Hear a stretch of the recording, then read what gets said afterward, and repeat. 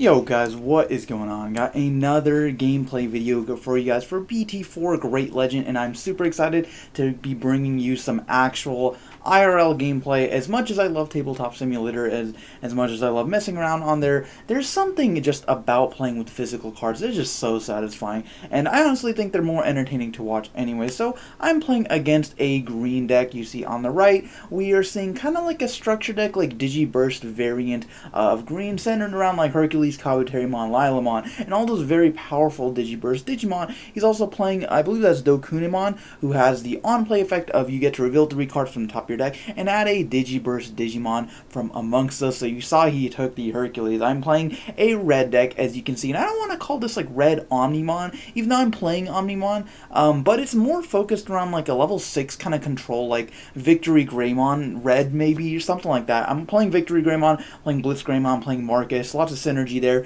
because Marcus gains you a memory every single time you attack with a Greymon Digimon. So he's a really cool memory tamer. And then you see there, I'm playing the Biomon to gain the memory back. If I decide to swing within Dark Tyrannomon for a cheap level 4 Digivolution cost. So kind of like a cheap, like red evolution deck, just to build up into your 6s and 7s. So my opponent goes ahead and Digivolves the Argomon level 4 there. Argomon is still a crazy evolution line. The Digisorption mechanic is just so powerful, being able to cheat memory every single turn. And then after that, we are going to see that is the starter deck Lilymon. So he's going to first draw for the effect. I have to remind him here, so that Chaosmon Valdorum is actually going to be his draw off of the Lilymon, and then Lilymon lets you reveal the top 5 cards of your deck and add a 6 or higher Digimon. So that's actually not color restricted, and it's one of the few cards that can search level 7s, and it's super powerful because it isn't on Digivolve skill, so it's pretty nice. You just get to Digivolve for 3 and then just go into your big plays afterwards. So then I'm going to bring out my Dark Tyrannomon and then just end things off. I was only at 1 memory, so just end things off by playing another copy of Marcus. So that might seem like a lot, like investing quite a bit into these Marcus Damon Tamer cards, but trust me, it will pay off when I actually start attacking, and then just gaining memory every single turn is just super powerful. So then after that, leaving my opponent with 1, he's going to play Izzy Izumi. That is the starter deck Izzy 2 cost tamer, and basically whenever you suspend one of your opponent's Digimon, or I think it's worded like whenever one of your opponent's Digimon is suspended, you get to suspend him to gain a memory, but it's only during that player's turn. So it's not like if I attack, he could suspend Izzy during my turn. That'd be kind of crazy. But anyway, so then I'm going to go ahead and start off by hatching the Sakutamon, Digivolve into Monodramon and Dark Tyrannomon. So we're just basically seeing vanillas here at this point in the game. And then after that, I was able to draw into the Groundmon. I was super hyped because I was debating whether or not to go Dark Tyrannomon or Greymon in my hand, but I went Dark Tyrannomon because he's a cheaper alternative, and I drew into the Groundmon, and then went into VictoryGreymon for the level 6, and then for a 4 cost evolution. VictoryGreymon is a very underrated card. I think he's really powerful. The 4 cost is quite hefty, but he has a really nice on-Digivolution Digi-Burst effect where you get to delete an opponent's Digimon with 8,000 or lower. So I ended up deleting his Lilymon. So then he's going to swing with his Lalamon just to try to get some damage in, because I don't have a blocker at this moment. And then I think his hand is a little bit rough because not only did he decide to swing early with his rookies, but then we are also going to see Blossomon play for a 7 cost. So that is a little bit unfortunate. He's not going to be able to get the Digi-Burst advantage off of that. I'm going to swing with Victory and then go up to 5 memory because I suspended both Marcuses to gain a memory every single time a Greymon attacks. And I went to Omnimon for a 6 memory cost, leaving my opponent with 1 memory and getting rid of his Blossomon in the process. So I think that was a very explosive turn, and then I'm set up with the Dark Tyrannomon for the following turn.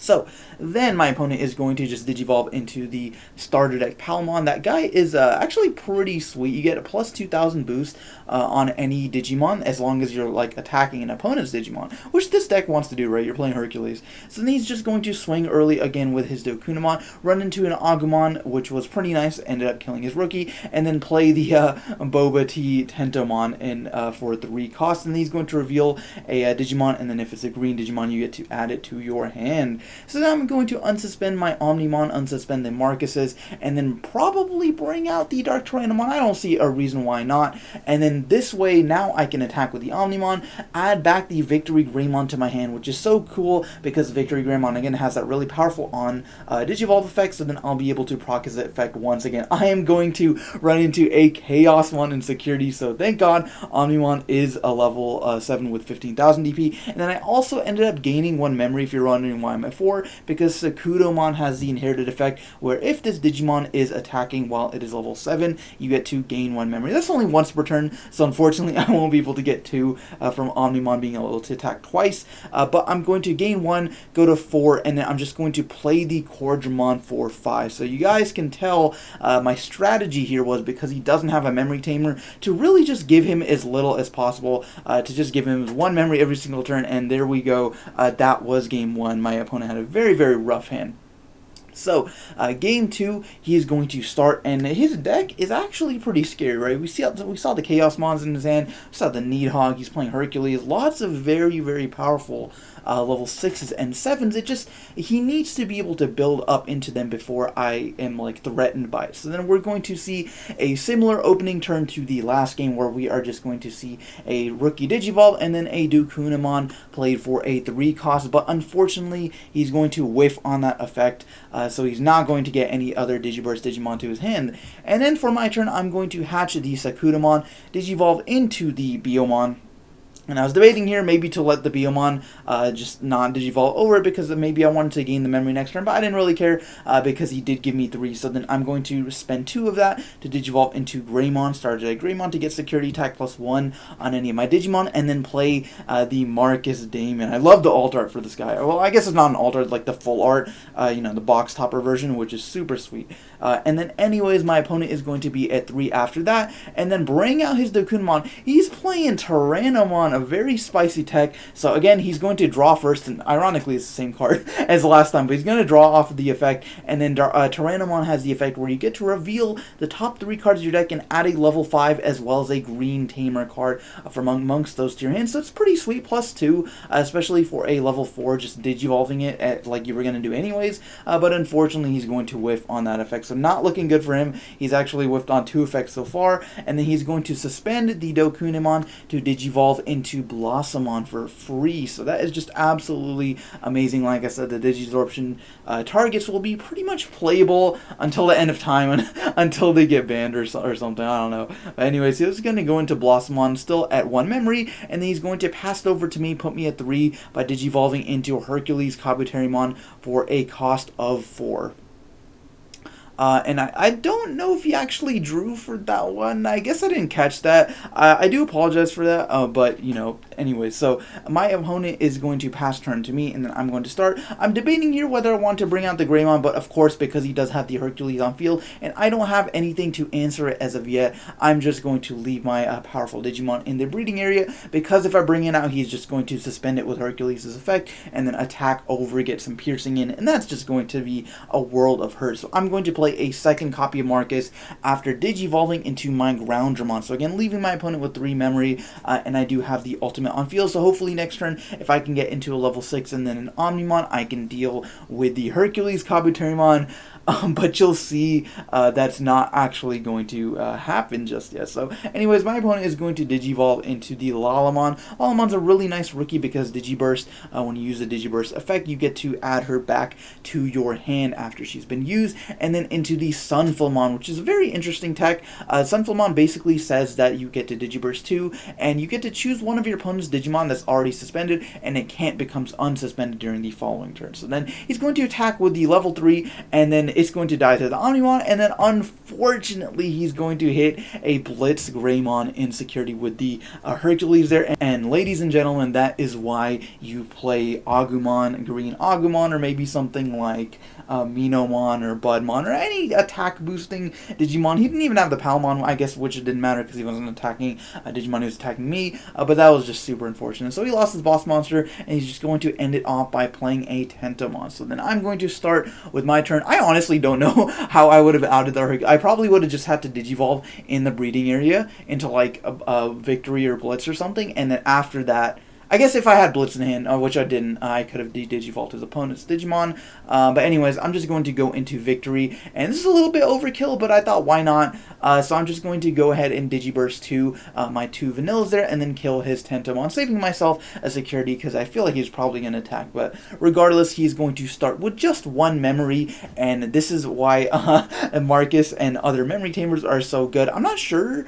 I think he was playing Mimi, but he just didn't see it, because yeah, not having too much memory to go off of, especially when your opponent does have the memory tamer, and then I have other ways to gain memory, like Sakudamon and Marcus himself, so I'll usually be up to like 4 or 5 every single turn, so I'm going to attack with Victory. He does have security attack +1, but unfortunately I'm going to lose to the Nidhoggmon security, but I did actually gain 2 memory off of the Marcus, so I guess that's a fair trade, because we both lost our boss monsters to security checks, but it does happen. That is part of the game, and this is why I can do things like recover with my low-cost vanillas. I just love vanillas in this game.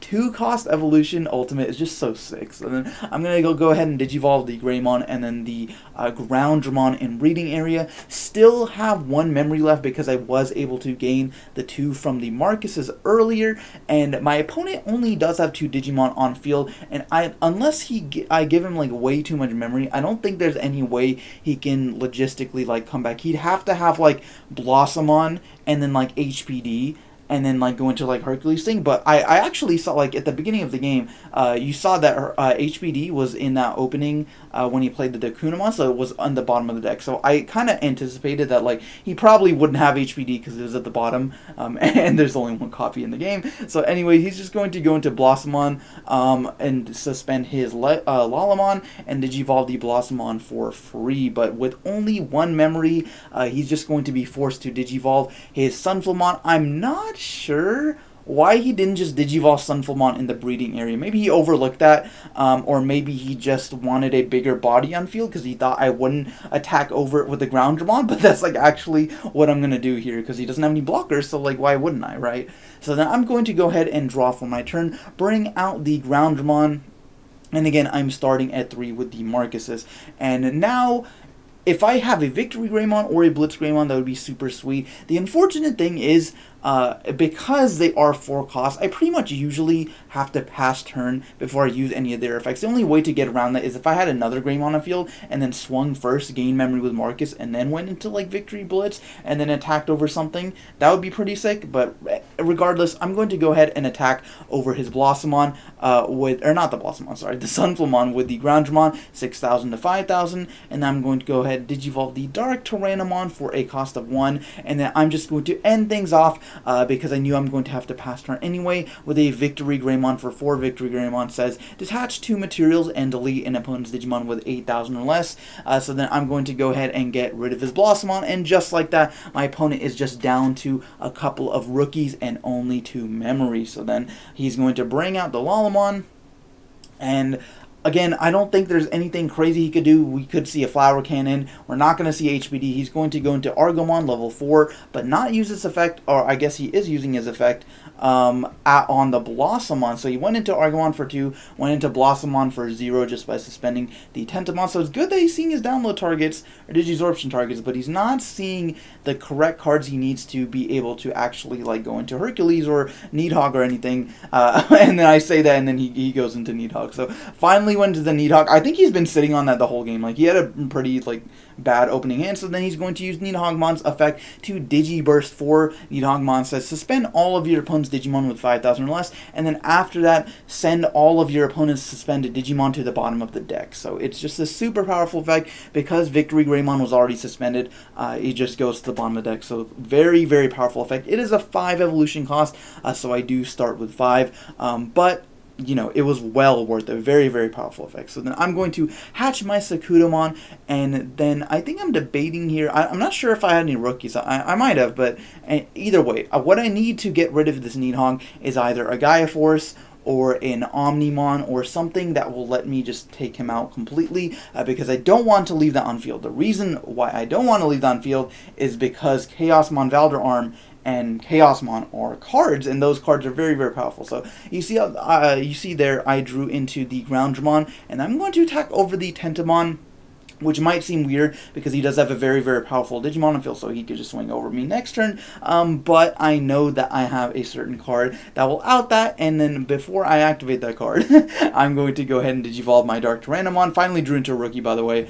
for 1 cost, and then I'm going to activate the Gaia Force and delete his Nidhoggmon. So then my opponent is going to start with 6 memory, which is a lot. However, he has like a completely clear field. He didn't even have anything in the breeding area. He had nothing coming out, no tamers on field, nothing.